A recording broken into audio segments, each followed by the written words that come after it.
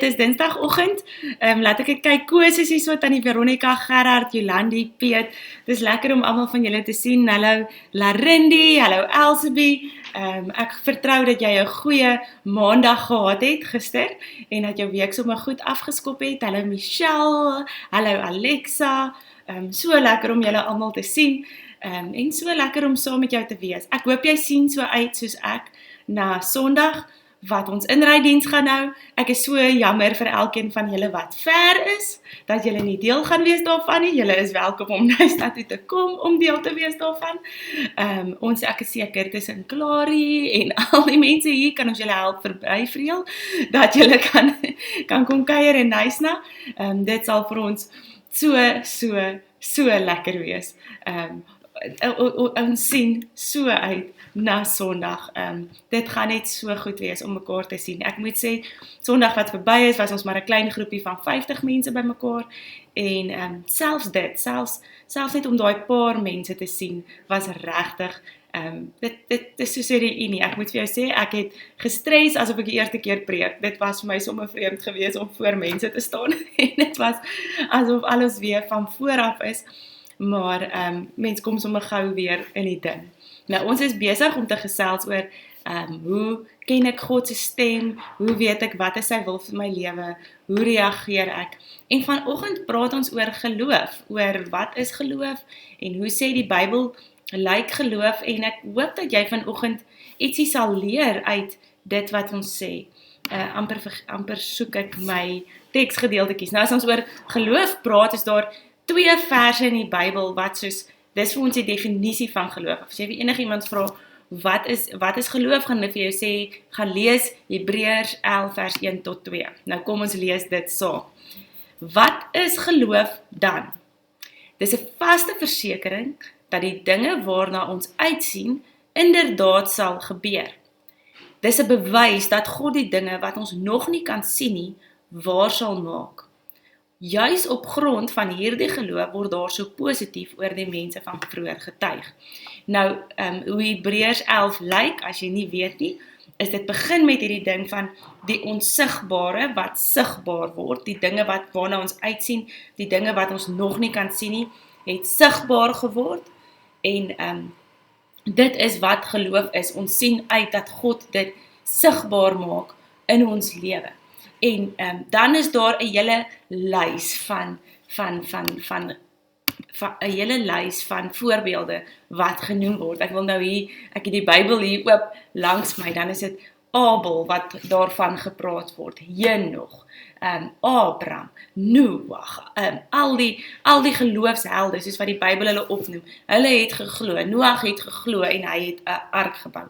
Abraham het geglo, en daarom het hy geglo dat God vir hom 'n nageslag gaan gee. Hoe Moses opgetree het, hoe hy na 'n farao toe kon gaan en vir 'n farao sê, laat my volk trek, ek gaan my nie vereenselwig met die Egiptenare nie, ek is 'n Israeliet, ek het glo, God het met my gepraat, en ek meen ons het al soveel keer na Moses verwys in die afgelope tyd, maar Moses het geloof gehad.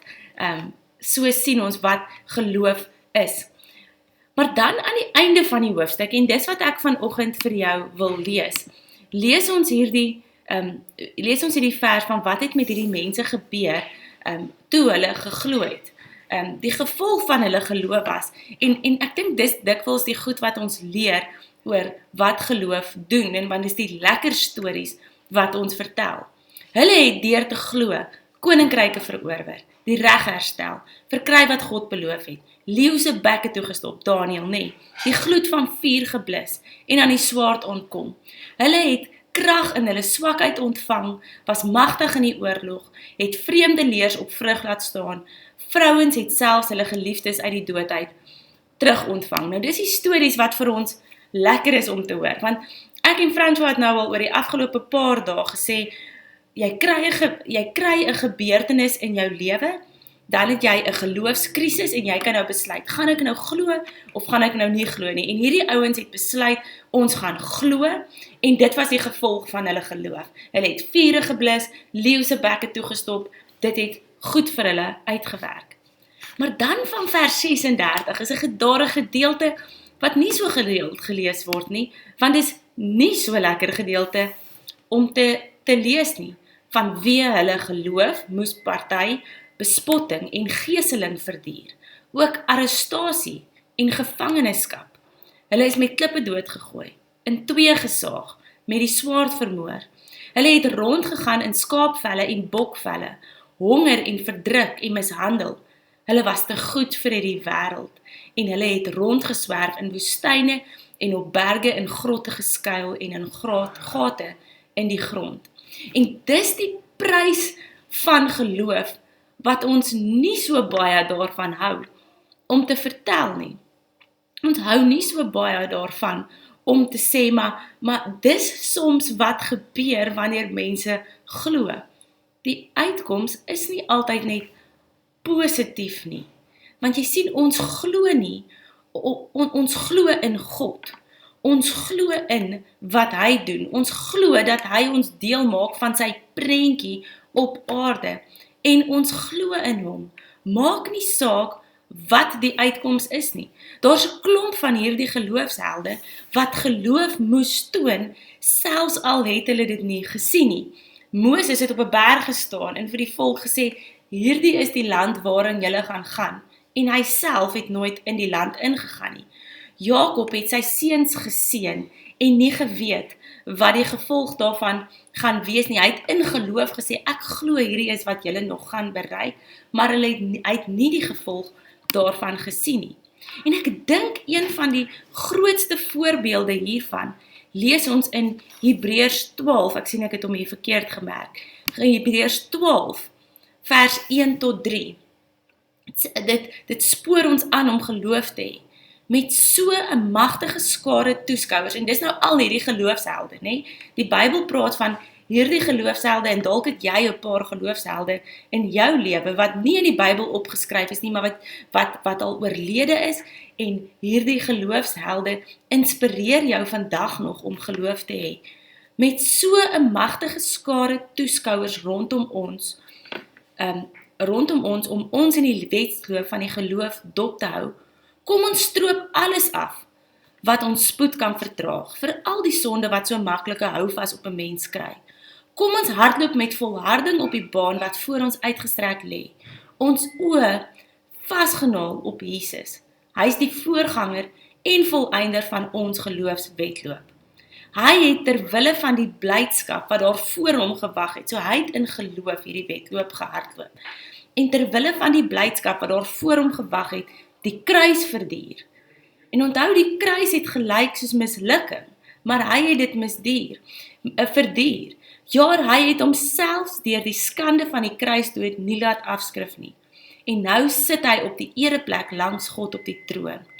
Dink aan hom wat soveel vyhandigheid van sondaar mense deurstaan het. Dan sal julle nie uitsak en tou opgooi nie. En ek wil vanoggend vir jou 'n gedeelte uit hierdie boek uitlees, wat ons eintlik saam behandel elke oggend. Want ek kan dit nie beter sê as wat Blackaby dit sê nie. Uiterlike sukses dui nie altyd op geloof nie. En uiterlike mislukking is ook nie altyd 'n bewys van gebrekkige geloof nie. Dalk het jy vanoggend nodig om dit te hoor. Ons glo nie, God is nie ons vending masjien nie. Ons glo nie net om sukses te behaal nie. As jy vanoggend hier sit en die afgelope jaar en 'n half, 2 jaar, is jy sonder werk, sonder inkomste, is die feit dat daar nog nie die groot werksgeleentheid wat jou ewe skielik 'n miljardêr maak oor jou pad gekom het. Dis nie vir jou 'n bewys daarvan of 'n teken daarvan dat jy nie genoeg geloof het nie, want uiterlike sukses is nie die bewys van geloof nie, en uiterlike mislukking is ook nie die bewys van gebrekkige geloof nie. 'n Getroue dienaar is een wat doen wat sy meester vir hom sê, wat ook al die gevolg. Om geloof te behou, wat ook al die gevolg. En Jesus is vir ons hieroor 'n voorbeeld. Toe hy aan die kruis gehang het, sou baie sê, sou selfs die vyand sê, hier het hy nou misluk. Hy het misluk in sy geloof. En tog is hy vir ons die voorbeeld van geloof. Hy is vir ons die een op wie ons oë hou, want hy het volgehou met die kruisdood, met die geeseling, met die marteling, met die dood, omdat hy geloof gehad het, en nou sit hy op die troon. Nou is hy langs God. 'n beloning is vir hom gegee. 'n beloning wag vir God, vir sy getroue dienaars. En ek bid vir jou, dat jy dit sal beleef, dat jy vanoggend Jesus sal sien. Jesus sal sien met dit wat hy moes deurmaak. Maak nie saak wat dit is nie, en sal weet, ek sal aanhou in geloof glo. Ek wil vanoggend vir jou 'n stukkie huiswerk gee, dat jy na Hebreërs 11 toe sal blaai, en bidend deur Hebreërs 11 sal lees. En vir die Here sal vra, Here, watter storie van hierdie stories, daar so 'n klomp wat daar genoem word, Noag, Dawid, Abraham, as ek dink aan Paulus se storie self, dit word nie eers daar genoem nie. Here, met watter geloofsheld vereenselwig ek vanoggend? Watter geloofsheld kan vandag my inspirasie wees, wat vir my die krag gee om aan te hou, om in die geloofskrisis geloof te kies, geloof in U te kies. Maak nie saak wat die uitkoms is nie, want ons hou vas aan God, nie aan ons vendingmasjien nie, aan 'n God wat God is, en wat vir ons die krag en die moed gee, om hierdie lewenswetloop te voltooi. Mag jy vanoggend beleef hoe God vir jou die krag gee, om dit te doen. Esmy, mag jy ook 'n wonderlike dag hê. Ek sien, sy sê ons moet 'n wonderlike dag hê. Bennett, ek sien jy het bygekom. Jacques, hallo Jacques, gelukkig ken die gemeente nou al ook vir Jacques. Cathy wat bygekom het, Clarie, mag julle vanoggend beleef, hoe God vir jou die krag gee, om die geloofsbesluit te neem, om te sê, ek kies geloof. Maak nie saak wat die uitkoms is nie. Hallo Liana, daar uit Mosselbaai uit. Mag jy vanoggend 'n goeie dag hê, en mag jy beleef, dat jy geloof kies.